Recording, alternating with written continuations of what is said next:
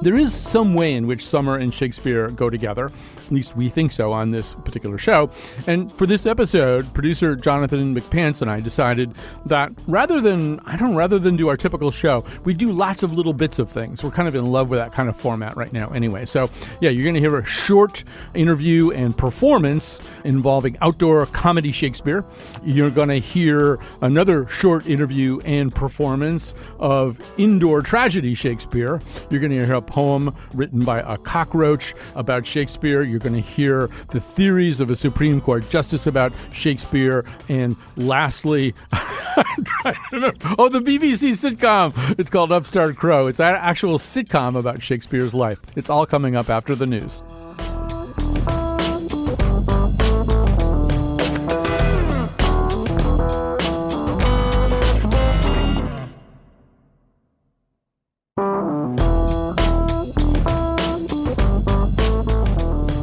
It's summer, and something about summer says Shakespeare. I don't know. There's Shakespeare festivals. There's outdoor Shakespeare.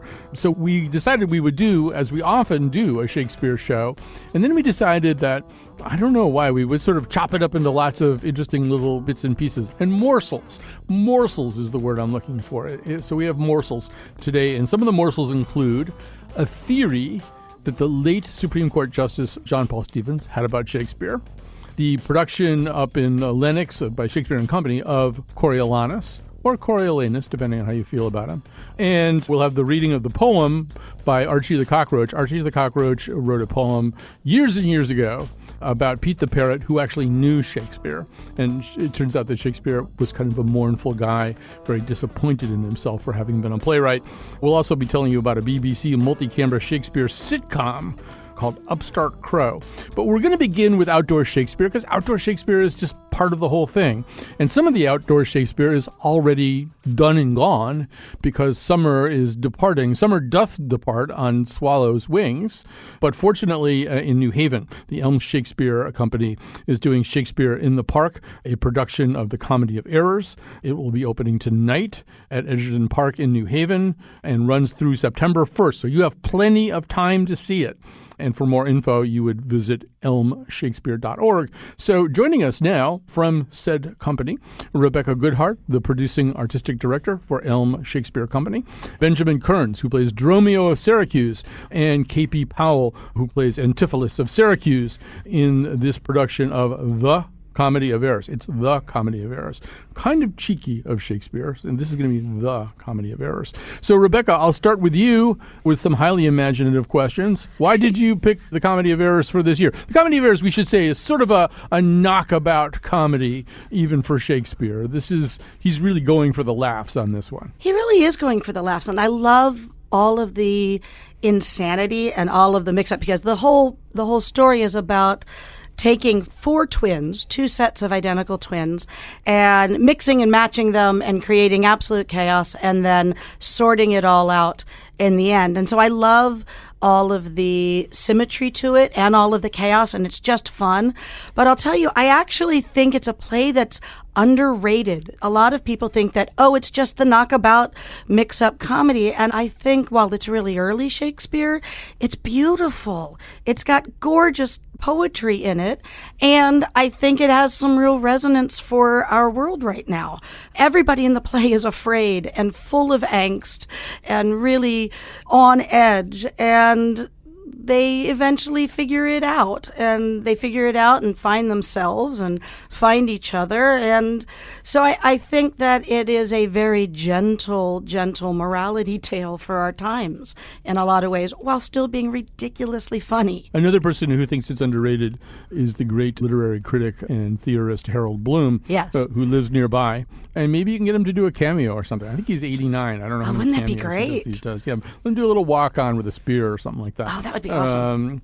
I'm sure he gets offers like that all the time. He was in he was in Game of Thrones. People missed it, but he was there just briefly. So I note that in your marketing, you have visually echoed the style of a certain children's author whom we recently did a show about. Just in case you're in some kind of protracted copyright fight, I'll say that it is somebody whose name sounds a bit like Proctor Zeus. So what's going on with that? I would say it's Zeus inspired, and that came really early to me. me, and it's been echoing literally for years while I've thought about this play. And one of the things I like about it is the thing about Dr. Seuss is it's all allegorical, and that it's funny and it's whimsical and it's chaotic, and it is happening in another place and another time that is delicious and fun, and yet we know it's talking about us right now. It's also very modern. And so there is this ability that Seuss has to be both delightful and actually relevant. You know, it's the Lorax, or it's star-bellied Sneetches. And of course, we don't have any star-bellied Sneetches. We're all human on stage, and we're, speaking in lots of beautiful poetry. But I do think that we can capture both the whimsy and the allegorical nature. So that's why I kept coming back to Seuss again and again about why is that right? Because it wasn't about cartoon. It wasn't about just the silly. It was actually about that there's something a little bit more to it, and that it's both modern, but it's not.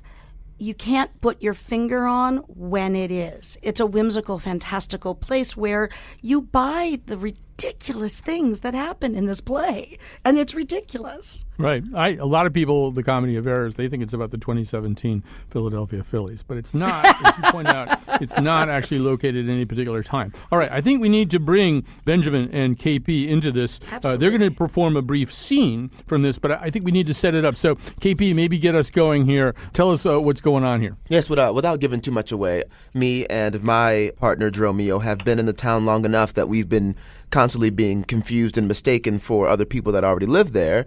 And in this moment, I have just had a wonderful connection with a woman. I might be in love for the first time, and then I'm interrupted by Dromio coming running away because some woman that he does not know is claiming to be his wife and throwing herself all over him, which you wouldn't want. Right. So Benjamin Curns and KP Powell, action. Why? How now? Dromio, where runst thou so fast? Do you know me, sir? Am I Dromio?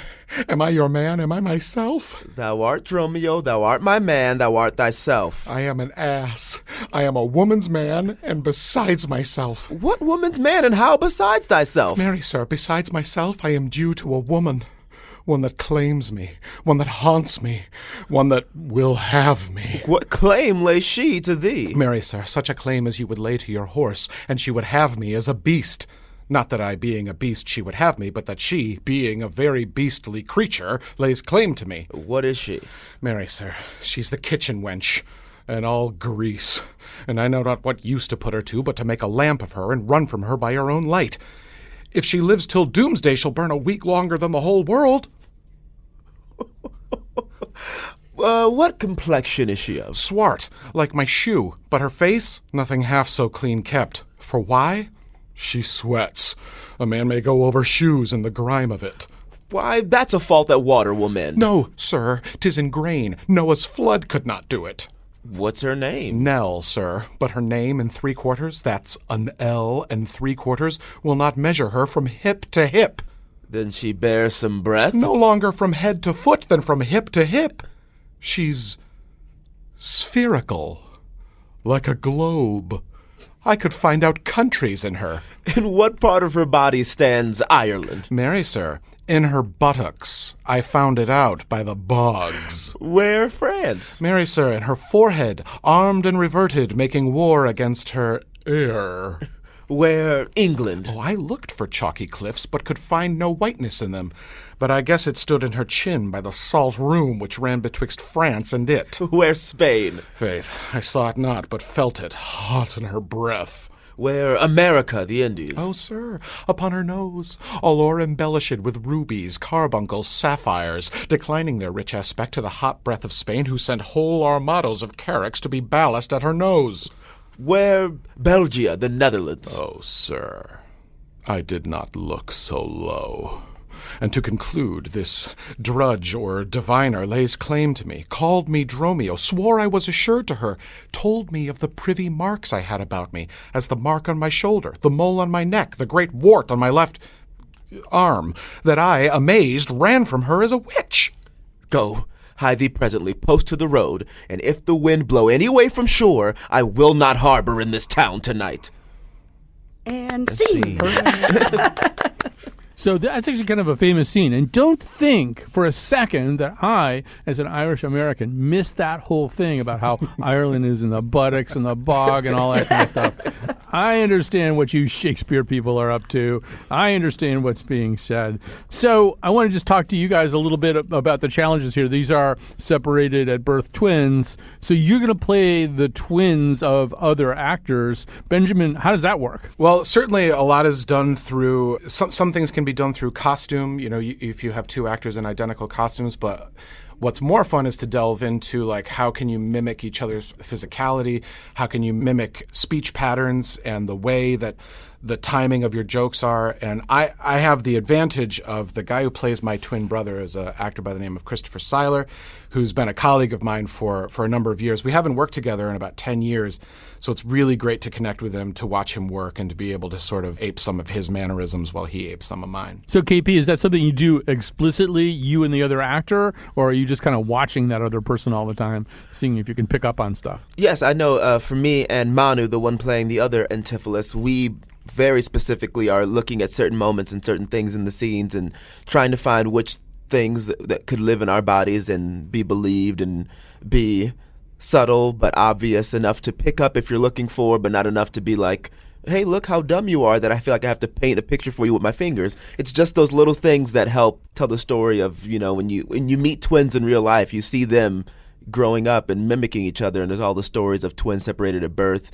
marrying similar people and living similar lives. And so we just wanted to purposefully kind of echo that in some of our behavior throughout the show to also help the audience understand the ridiculousness of why people in this town would believe that we were the same person. So I want to ask, and we can bring Rebecca back into this too. I mean, I have to tell a quick story, which is that a few years ago I was doing a thing with a symphony that was tied to Mendelssohn's Midsummer Night's Dream, and I had been asked to write some things which I then had to kind of perform as narration. And it rained. There was a rain delay, and then when we came back, every freaking bug in this meadow in Simsbury came to life, and I aspirated one of them. And I mean, I really aspirated this bug, and I got tears pouring down my cheeks because I don't know what to do because I'm about to cough up a dragonfly or something. And I mean, there must be, Rebecca, just challenges being outdoors in an environment you can't control the way you can control a proscenium. Oh, yes. Oh, so yes.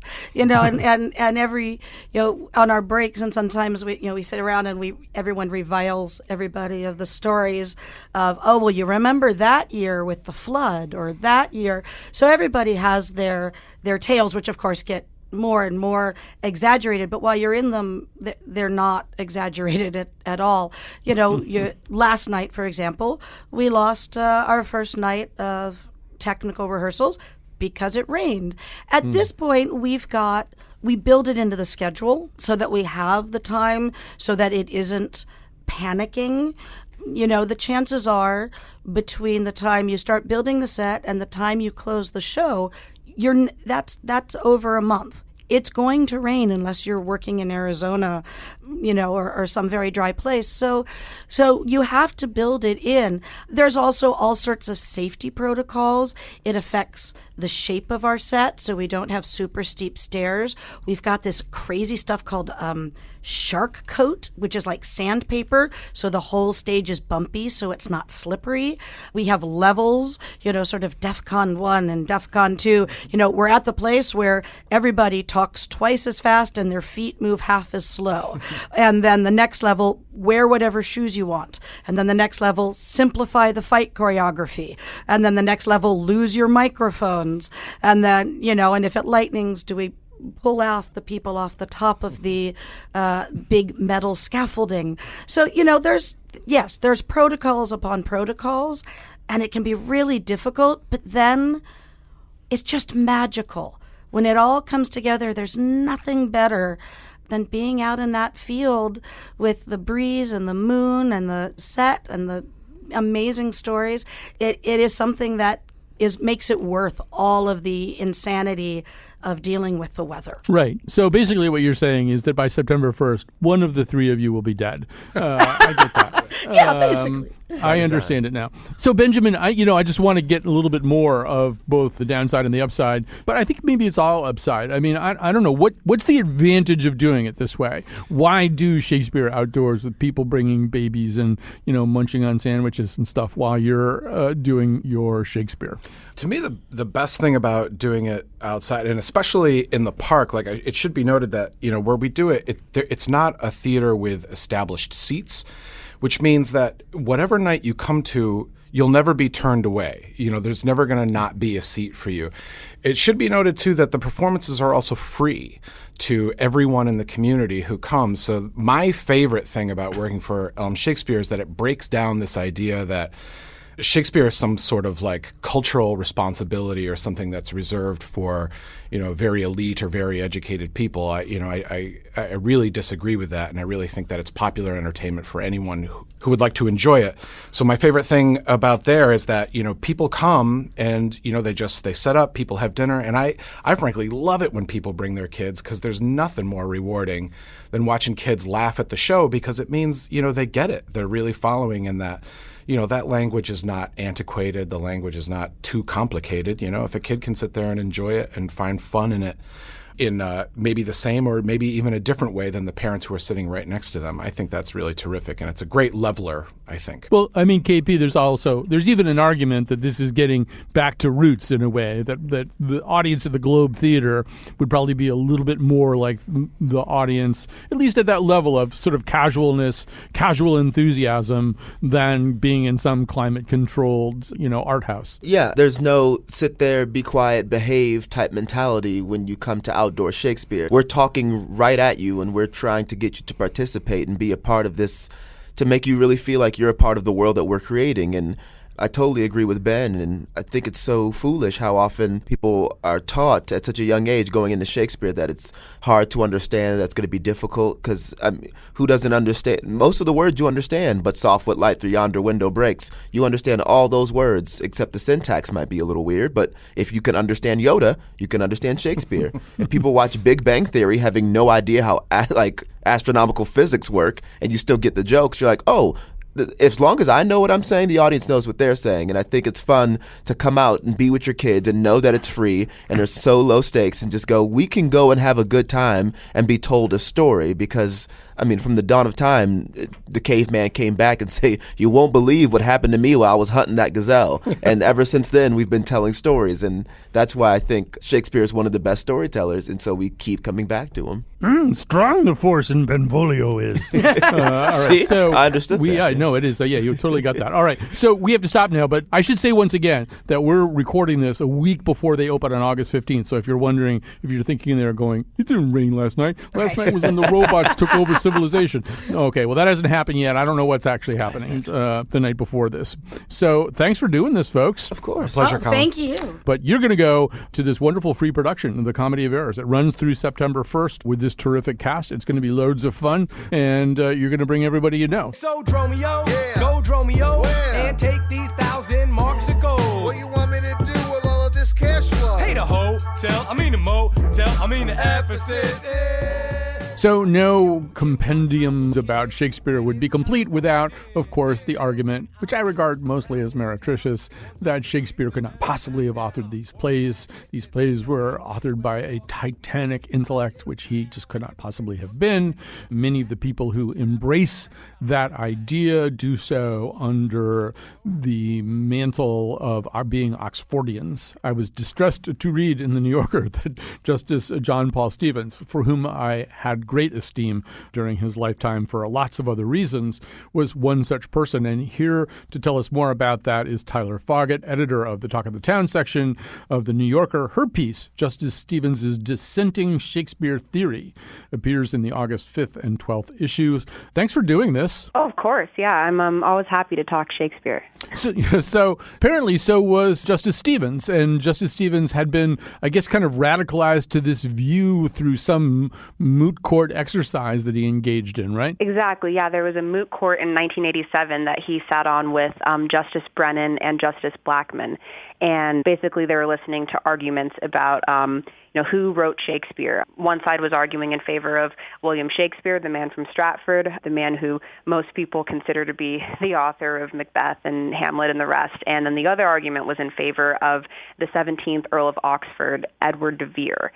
And the man from Stratford won. So at the end of the moot court, the opinion was that William Shakespeare was, in fact, the author of his own plays. But when it was Stevens' turn to speak, he seemed quite sympathetic to the Oxford side, and he basically said, even though you guys didn't win this moot court, you have brought up a lot of concerning things, and there are just a lot of questions that remain unanswered, and basically told them that, he saw that where they were coming from. And then I think that was what sort of sent him on a mission to learn more, and he eventually visited Shakespeare's home in Stratford-upon-Avon and then was upset to see that there weren't really any books and no evidence of the man was there, I think is the way that he put it.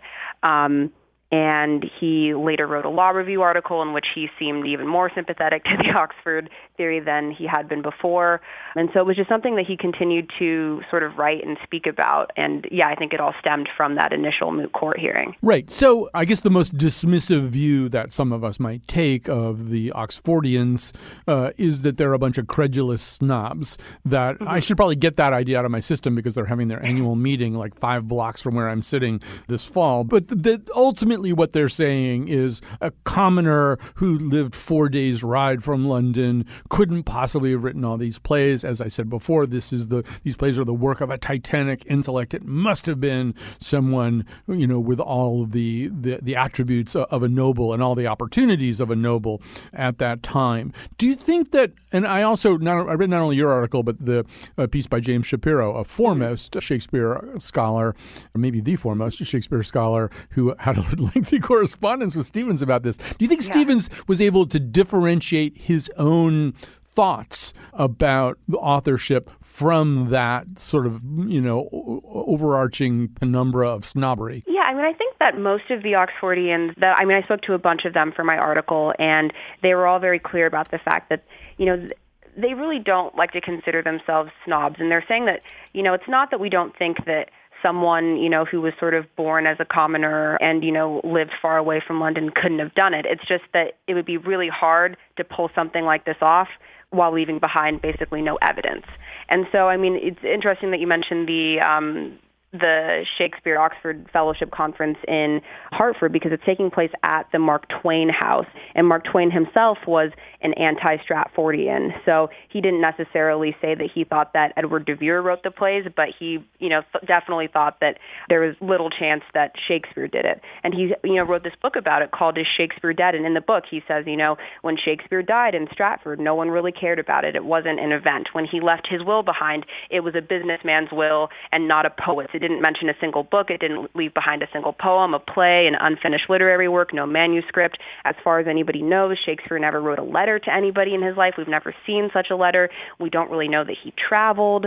And so I think that a lot of the Oxfordians, especially the Oxfordians who are lawyers, and there are a ton of them that seem to have gone into the law, and it seems like they are stuck on this evidentiary question. And just based on what I heard from the Oxfordians who got a chance to meet Justice Stevens when he was awarded the Oxfordian of the Year award by their organization, he sort of spoke about it in those terms. So he was saying, it couldn't have been the guy from Stratford because he just didn't leave behind any evidence, but you could probably convict Edward de Vere of it because, he has all of these biographical parallels to, things that come up in the plays, and it just seems like this is a guy who could have done it based on, the evidence that we have.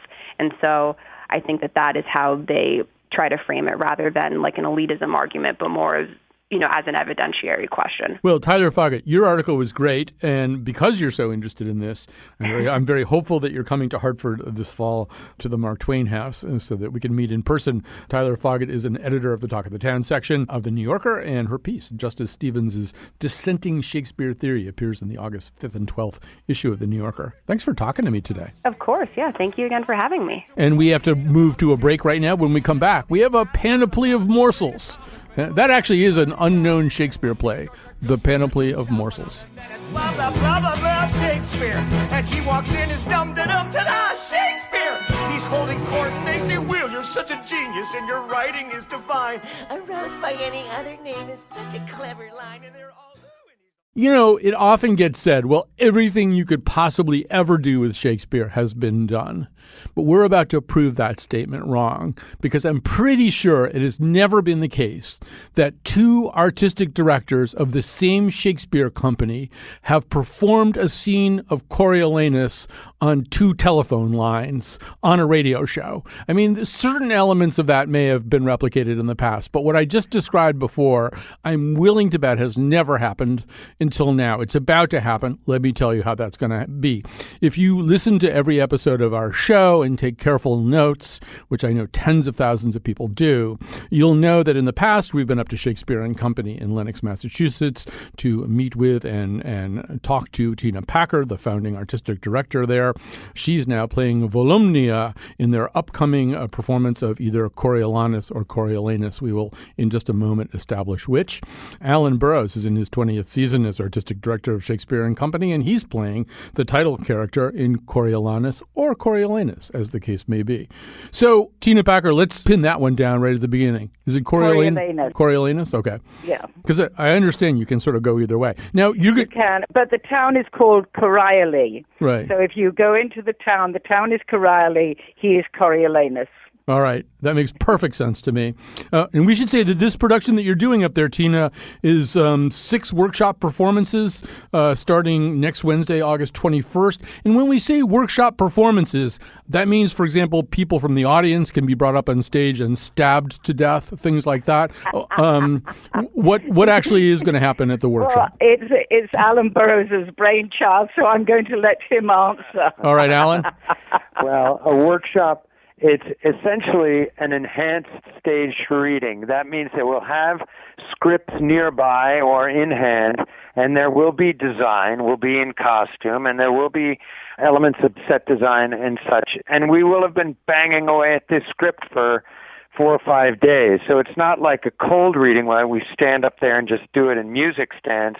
We'll be moving around, and it will be more enhanced. We've been doing this in the wintertime with our Jane Austen pieces, Pride and Prejudice, and we'll do it again with Sense and Sensibility. And people really respond to the fact that we're focusing on the text and the relationships, and it's a quick hit on the play, and we find it very effective, and we've gotten good response for it. So, Allyn, while you still have the floor, it feels like it's a summer of Coriolanus, as we know the Public Theater is doing it in Central Park as well. Is there any particular reason? Does this speak to a moment or to a zeitgeist? I think it does speak to a zeitgeist. I think, there are things that are floating around in the collective ether. I picked this before I knew the public, chose their production and has little bearing on it other than, hitching my horse to their wagon.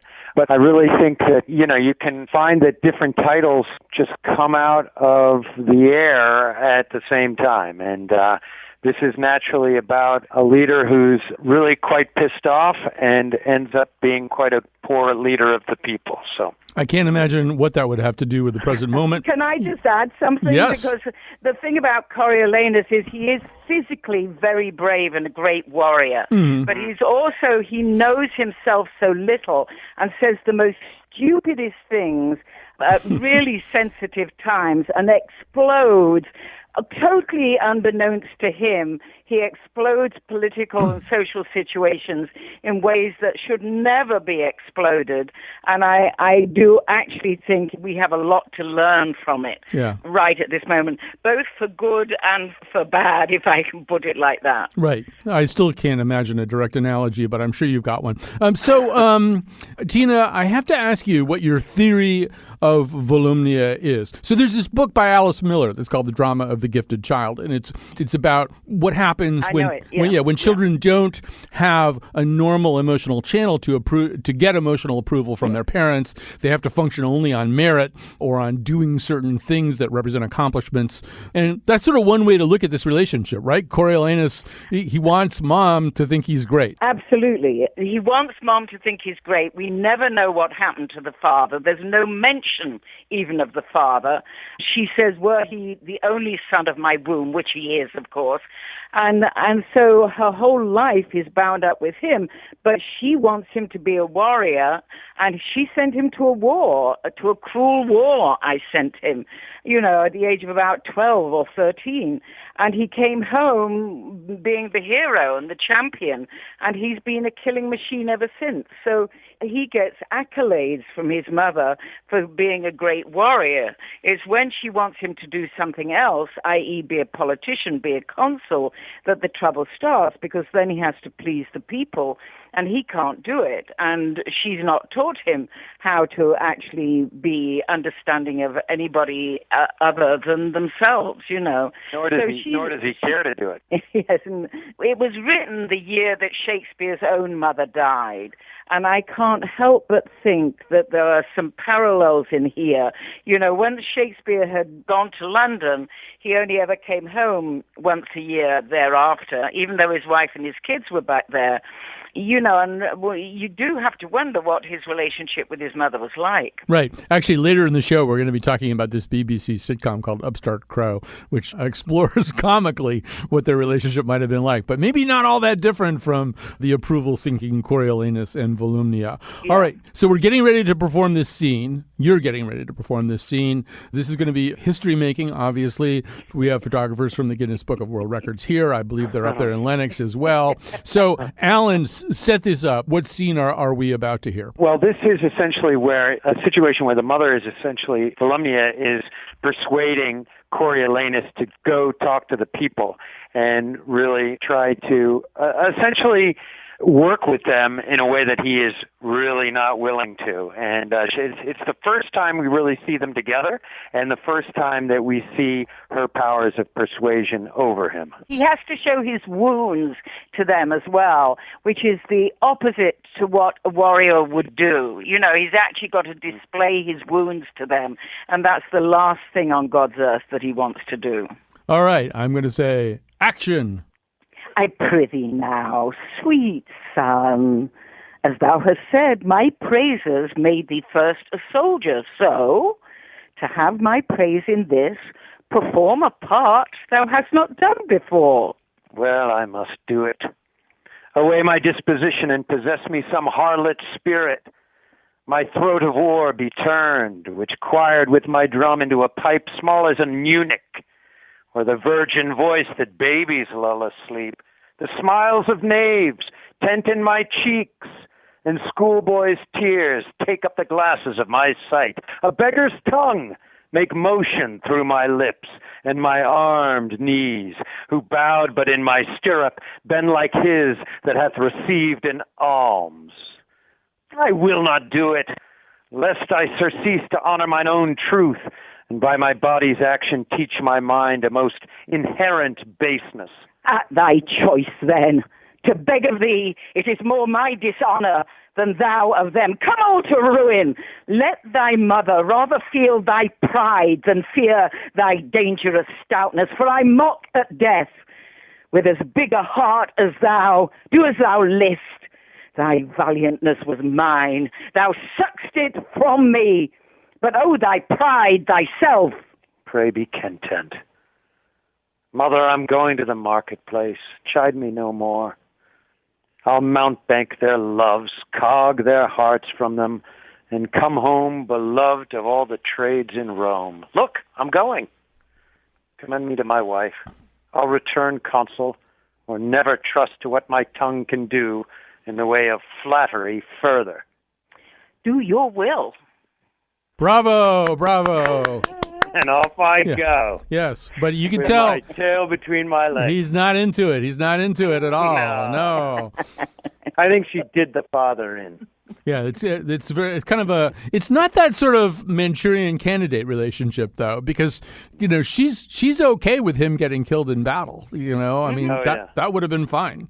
Well, this is so much fun to listen to, and obviously we have created theater history, but also this just sounds like such a fun experiment that you're doing up there. I don't know if fun and Coriolanus really go hand in hand, but I think it will be satisfying. I think it will be satisfying for people because it also will be followed by a conversation around the themes that come up in a play of this import. We're also going to follow it up on September 1st in a reading of Julius Caesar that Tina will direct, featuring John Douglas Thompson and several other actors that you recognize from this company. And so we're going with a Roman theme, essentially, in the end of August, and what we can learn from the Romans, which I think is a lot. Yeah. Well, that sounds terrific. Well, so Tina Packer, as we get ready to say farewell, but not forever, this is your third appearance on our show. We always have so much fun with you. So what's going to happen in 2020? What are we going to do? Do you know yet? Oh, my God. I do, but I daren't say. Okay, don't keep us on tenterhooks. We like being on tenterhooks. Yeah, all right. I'm going to keep you on tenterhooks. All right. I'm very comfortable there. Tina Packer and Allyn Burrows, both having been or currently being artistic directors of Shakespeare and Company in Lenox, Massachusetts. Get on their website, find out when these workshop performances are, and get your butt up there. I don't think that's a very Shakespearean statement. We're going to say farewell to our friends in Lenox. We're going to take a break. When we come back, you're going to hear a poem ostensibly written by a cockroach on a typewriter about Shakespeare, and a look at the BBC's Shakespeare sitcom that I mentioned before, Upstart Crow. With the wife of the British ambassador, try a crack out of Troilus and Cressida. Just recite an occasional sonnet, and your lap will have honey upon it. If she says your behavior is heinous, kick her right in the Coriolanus. Produced this show was by Jonathan McNichol, a joiner, with perhaps some help from Chion Wolf, the Titania of our whole production system. And the part of Bill Curry was played by James Cagney, who also played Bottom, which I have a hard time wrapping my mind around. And tomorrow is, in fact, 2 tunnels below a bridge, which is to say the nose. And on the nose, we will be talking about The Boys, a series about superheroes gone bad. All right, so we're back to our Shakespeare show.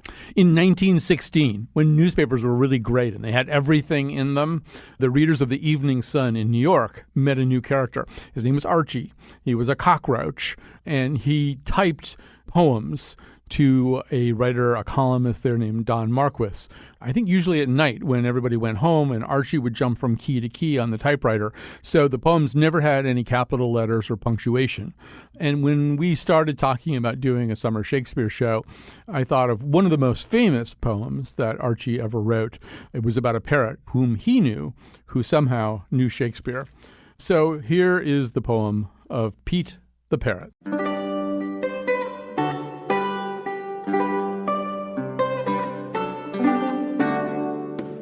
I got acquainted with a parrot named Pete recently, who is an interesting bird. Pete says he used to belong to the fellow that ran the Mermaid Tavern in London. Then I said, "You must have known Shakespeare." "Know him," said Pete. "Poor mutt, I knew him well. He called me Pete, and I called him Bill." "But why do you say poor mutt?" "Well," said Pete, "Bill was a disappointed man and was always boring his friends about what he might have been and done if he only had a fair break. 2 or 3 pints of sack and sherries, and the tears would trickle down into his beard, and his beard would get soppy and wilt his collar. I remember one night when Bill and Ben Jonson and Frankie Beaumont were sopping it up. 'Here I am, Ben,' says Bill. 'Nothing but a lousy playwright, and with anything like luck in the breaks, I might have been a fairly decent sonnet writer. I might have been a poet if I had kept away from the theater.' 'Yes,' says Ben, 'I've often thought of that, Bill, but one consolation is you are making pretty good money out of the theater.' 'Money, money,' says Bill. 'What the hell is money? What I want is to be a poet, not a businessman. These damned cheap shows I turn out to keep the theater running break my heart. Slapstick comedies and blood and thunder tragedies and melodramas. Say, I wonder if that boy heard you order another bottle, Frankie. The only compensation is that I get a chance now and then to stick in a little poetry when nobody is looking. But hell's bells, that isn't what I want to do. I want to write sonnets and songs and Spenserian stanzas, and I might have done it too if I hadn't got into this frightful show game. Business, business, business, grind, grind, grind. What a life for a man that might have been a poet. Well, says Frankie Beaumont, why don't you cut it, Bill? I can't, says Bill. I need the money. I've got a family to support down in the country. Well, says Frankie, anyhow, you write pretty good plays, Bill. Any mutt can write plays for this London public, says Bill, if he puts enough murder in them. What they want is kings talking like kings never had sense enough to talk, and stabbings and stranglings and fat men making love and clowns basting each other with clubs and cheap puns and off-color allusions to all the smut of the day. Oh, I know what the lowbrows want, and I give it to them. Well, says Ben Jonson, don't blubber into the drink. Brace up like a man and quit the rotten business. I can't, says Bill. I've been at it too long. I've got to the place now where I can't write anything else but this cheap stuff. I'm ashamed to look an honest young sonneteer in the face. I live a hell of a life, I do. The manager hands me some moldy old manuscript and says, Bill, here's a plot for you. This is the 3rd of the month. By the 10th, I want a good script out of this that we can start rehearsals on. Not too big a cast, and not too much of your damned poetry either. You know your old familiar line of hokum. They eat up that Falstaff stuff of yours. Ring him in again and give them a good ghost or two. And remember, we gotta have something Dick Burbage can get his teeth into, and be sure and stick in a speech somewhere the Queen will take for a personal compliment. And if you get in a line or two somewhere about the honest English yeoman, it's always good stuff. And it's a pretty good stunt, Bill, to have the heavy villain, a Moor or a Dago or a Jew or something like that, and say, I want another comic Welshman in this. But I don't need to tell you, Bill, you know this game. Just some of your ordinary hokum. And maybe you could kill a little kid or two, a prince or something. They like a little pathos along with the dirt. Now you better see Burbage tonight and see what he wants in that part. Oh, says Bill, to think I am debasing my talent with junk like that. Oh, God, what I wanted was to be a poet and write sonnet serials like a gentleman should. Well, says I, Pete, Bill's plays are highly esteemed to this day. Is that so, says Pete. Poor mutt, little would he care. What poor Bill wanted was to be a poet.